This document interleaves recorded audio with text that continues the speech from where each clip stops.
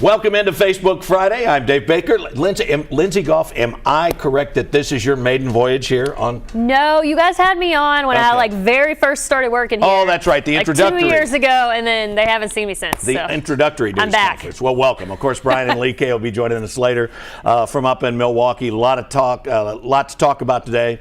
Jerry Lewis said, got a long ways to go and a short time to get there, so let's get right to it. All right. And this Kentucky team, I love it, Lyndsey, when you have a quiet week. It seems like in a past coaching regime, there was drama every week. Somebody going to play, they may play, they may not play. But when it's all quiet, to me, that's a good sign, and I think that's what we've seen from the Cats this week. Yeah, they've been quiet. They made it very clear on Selection Sunday that Lamont Butler was going to play in the NCAA Tournament. We knew that Jackson and Kerr were done for the season, and so there haven't really been any question marks. You know, they went out, they did shoot around yesterday, they talked, and now it's game day. Here we are. And that's a good thing. You never know how teams are going to react. Some teams react really well when they have a few days off. Some teams do not. And so I think, except for the time they didn't have the midweek game, this might be the longest stretch since over the holidays that they've had off. And I think they needed it because of their health. Well, Kenny Brooks said it. Are you rested or are you rusted? Oh, I like that. We're going to find out in a little bit. We're going to find out. Hopefully they're rested and everybody's gotten healthy. It's going to be interesting. I think they're going to have to play very hard. I think most people, they always have to play hard, but I think the people that have had success against Kentucky are teams, obviously, that can move the ball very quickly, shoot it very quickly, but teams that have tried to get physical with them. And it's no secret that's what Troy's MO is. And Troy has nothing to lose, right? Sure. You know, Kentucky is expected to be here and expected to win, and not to say that Troy's a bad program by any means, but this is their third NCAA tournament berth. So they're happy to be here, and you know, they've got a little bit of a chip on their shoulder, I'd say. Sure. So this is only the third time they've been there, the first time since 2017. Back in 2017, the coach was Phil Cunningham, whose dad, Lou, was a very successful coach at Campbellsville. Phil and Rick Stansberry, the former coach at Western and at Mississippi State, they played together for Phil's dad. And so then after 2017, Phil went and took another job, and then just day before yesterday, he got the head coaching job at Louisiana Monroe. But it's interesting when coaching tree's a circle. Right? It all comes from, where's the lion? It's a circle. Effect. It's a circle of life is what it is. So one thing, you know, Kentucky has had all this different roster change and everything. They're one of two teams, Louisville was the other, that brought nobody back. And the KenPom stat, which Pope was talking about the other night, is the continuity stat. They're 10th in the country in continuity. They didn't lose anybody in the portal. They didn't get anybody out of the portal. They had 4 people that graduated. And so this is a team that is comfortable playing against each other. And I just want to double check and make sure I'm right. This year they lost to Arkansas. They lost to Oregon. They beat Eastern 84-74. And they lost to Houston by 20, 62-42. They do not score a lot of points, but they have got a lot of experience both this year and beyond. Yeah, and the other thing Kentucky has working against them is that they haven't had consistency in their lineups, right? All the injuries. They've had to play around with that all year, whether they wanted to or not. And so they're finally, I think, starting to get a taste of that consistency through the SEC tournament and then into now. Absolutely. The other thing is that they're big on steals. They get almost 10 a game.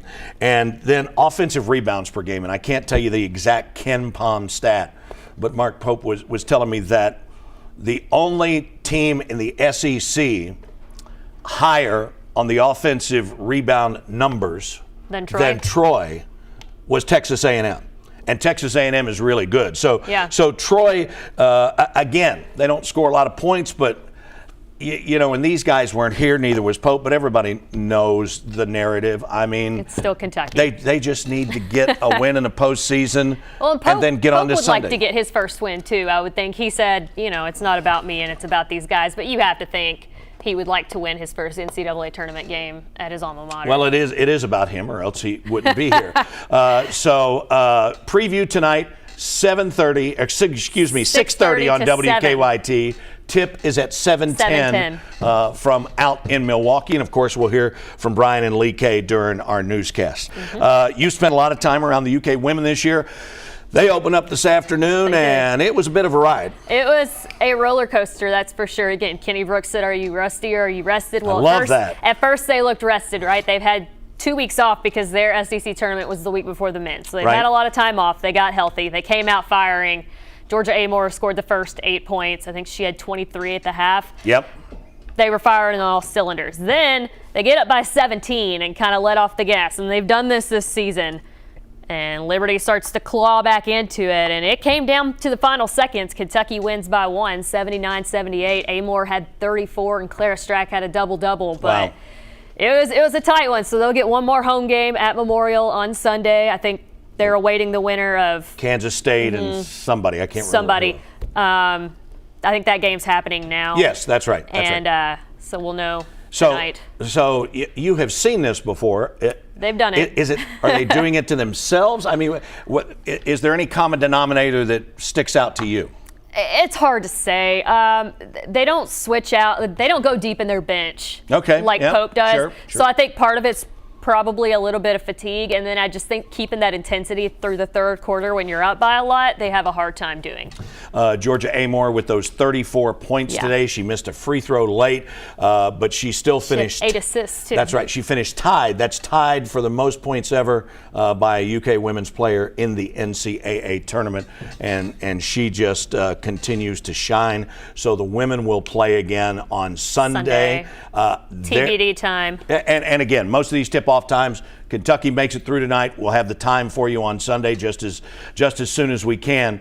And so it's really an interesting time because there is so much. There's a lot going on. There is so much going on. And you have the regional here, which has split up. You know, last week it was Sacred Heart who came back and made some big plays at the end and beat Clark County. 5-peat, man. Right, in the girls' state tournament. And then the other night, just the time of year it is, Clark County had a big lead over. Did you see the end of that game? Amoco, yes. They Montgomery County. They couldn't hold the lead late, and then a kid banks in a 3. Shout out to that guy. Right? That 3, that was a heck of a ball. And that's what happens. It's sort of, this is the first time I believe in a while we've had it where the boys have had like a couple of weeks off in between.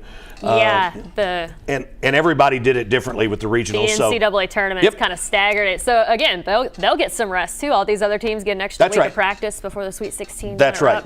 And that'll start on Wednesday at Rupp Arena at 11. And just so many different. 'Tis the season, right? It is. It is.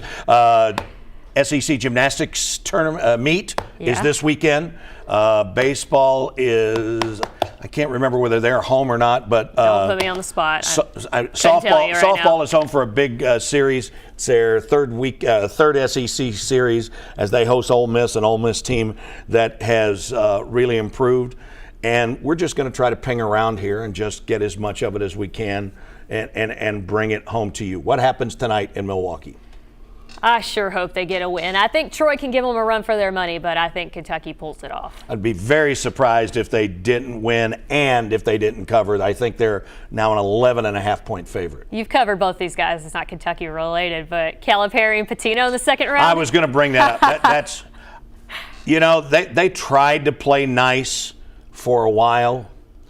And, I mean, Patino just didn't pull any punches now. He's reached that point in life. When you talk about people who get older and you say, well, they've started losing their filter.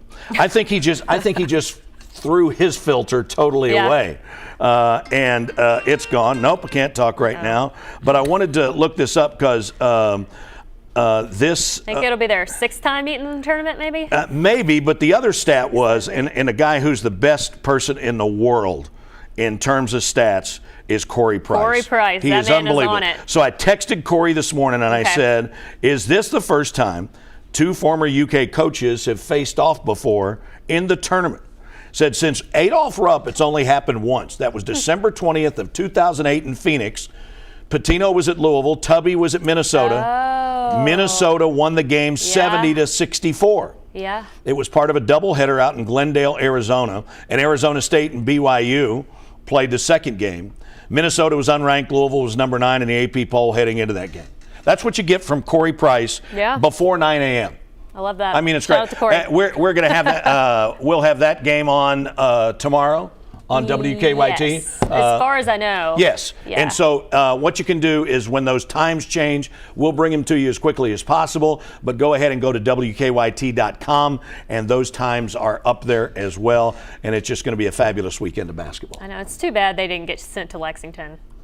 I think it was Cal that said something like, how can he said somebody at the committee must have been sick, or else they would have sent all of us to Lexington. Right? Absolutely. Well, they thought they had some tickets sold yesterday until Louisville made an exit, which I didn't expect. I didn't either. And, kudos to what, I know this is an all-blue show and UK fans won't It's like it. it's all good. Kudos to what Pat Kelsey was able to do this year at Louisville, because he really did turn it around. And I know the ACC isn't super strong this year, but Kelsey is a good to dude. get over 20 wins. Yeah, he's not only a good coach, but remember, he and Pope were the only guys that totally turned over their roster. He's a good coach. He's a good dude. He's come over and done some things here in Lexington. It's fun to get the rivalry back. Pope has gone over and done some things over in Louisville, and that's kind of the way this thing is supposed to be, right? Yeah. Makes it more enjoyable. You know what? We need to get back to work, especially her. So we're going to check out of here for now. Remember, Brian and Lee K coming up in the early newscast, and Lyndsey will join them for our special pregame look at the Cats and the Trojans. That's at 6:30 tonight on WKYT. All right. For Lyndsey Gough, I'm Dave Baker. See you later.